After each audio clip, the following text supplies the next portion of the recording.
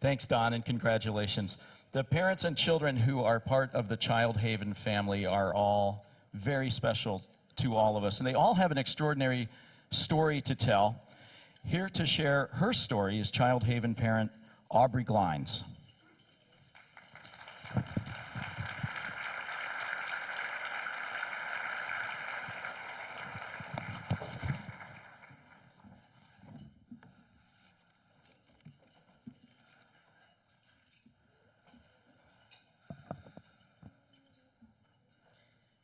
I don't remember a time when chaos wasn't a part of my life. My earliest memories are of violence and turmoil. My parents divorced when I was 2, and my mom remarried. My stepfather had 2 boys, and there were 4 of us girls. 6 little kids living with an abusive, heroin-addicted father and an unstable alcoholic mother. I used to hide in the bathroom when the fighting started, trying to cover my ears so I wouldn't hear my mother scream, and cover my eyes so I couldn't see the blood. I was 4 years old when my stepfather began to sexually abuse me and one of my sisters. Even after CPS and the police intervened a few years later and made him move out of the house, my mom would still take us to his apartment and let us stay there. I was scared and angry. We were finally taken away from our mother when I was in the 1st grade. And even though I didn't know my father, and even though his home was far from stable either, they sent me and one of my sisters to live with him. And for the next 5 years, chaos ruled the day in that house too. My father was terribly abusive to all of us. The house was filthy. It was no place to be a kid. I was 12 or 13 the first time I ran away. I guess I felt safer on the streets than I did at home. It's awful to be so young and have to do terrible things just to survive. I remember sleeping under the bleachers at the West Seattle Stadium at night. Other nights, I'd find a guy who might let me stay with him. If the police found me, I'd get arrested for truancy and being a runaway. And then I'd bounce in and out of foster homes, spending time in the system, and then going back to my father. No one would listen when I told them how bad it was. Some foster parents were nice, others were definitely not. By the time I was 14, I was doing drugs and running away every chance I could get. At 16, I hooked up with a guy who was 23. He went to prison for assaulting me. I was in and out of jail myself for selling drugs, identity theft, and it was while I was in jail that I realized that I was pregnant. When you grow up the way I did, never seeing any good parenting role models, the thought of being a mother was scary. When they told me I was going to have twins, I was downright terrified. The day I gave birth to my 2 baby girls, I had no money, no place to live, no job, no support, no hope. What happened over the next few years is sad and horrible and complex in so many ways. I began having panic attacks and other mental health issues. I had back surgery twice. I accepted a doctor's advice to go on methadone, which caused a lot more harm than good. Everything about my life was a struggle. The end result was that my parental rights were terminated, and my little girls were adopted by my older sister. When I got pregnant again, I knew I wanted to do better. I wanted so much to be a good mother to America, who was beautiful and perfect and the sweetest little thing you've ever seen when she was born 4 years ago this month.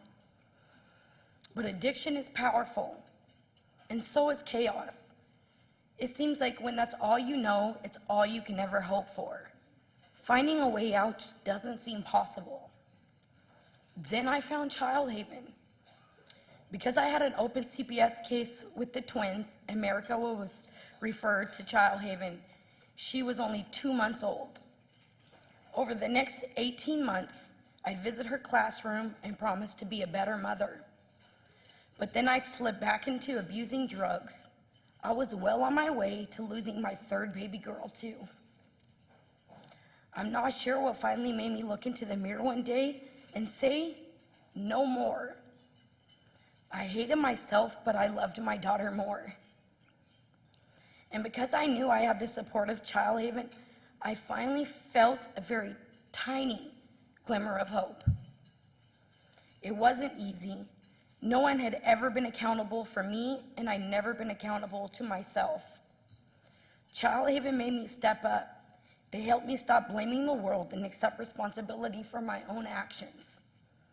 America's teacher and our family support worker literally taught me how to be a good parent. I learned to tune into my daughter's needs, to be present emotionally, to be patient and loving. If you think that that's something that should come naturally to any mother or father, well, it's probably because you had good parents. But it's something I just didn't know. Childhaven was there for me, and they were there for America too. It was the one safe and stable place she could depend on when her little life was in chaos too. This past August, the CPS case that threatened to take my little girl away from me forever was dismissed. And today, I am 2 years clean and sober.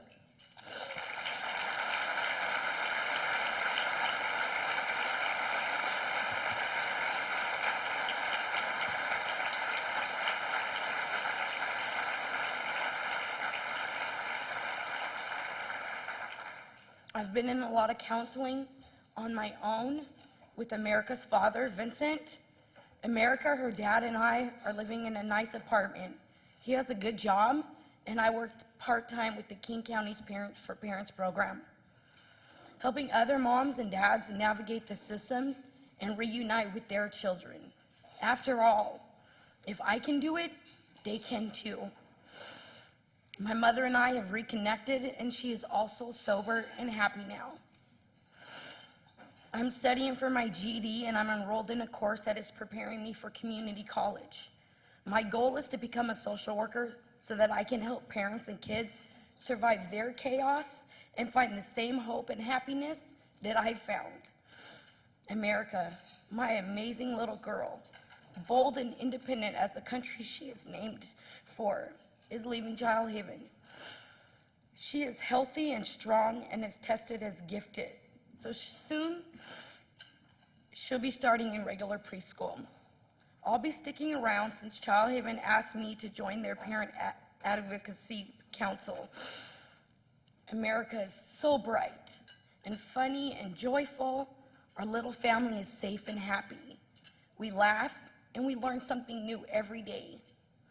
Our lives are not perfect, but they are very, very good. I stand here before you today at peace in my unchaotic life, full of gratitude for Childhaven and for each and every one of you. All the support that Childhaven gave to me and to America, all the healing care and nurturing and education they provided to my baby girl, all the patient work they did with me to help me learn to be a good mother, and all the people at Childhaven who refused to give up on me even when I was ready to give up on myself. You made all of this possible. Without Childhaven, without you, I would not have my daughter today. I'm not even sure I would be alive today. From the bottom of both of our hearts, thank you.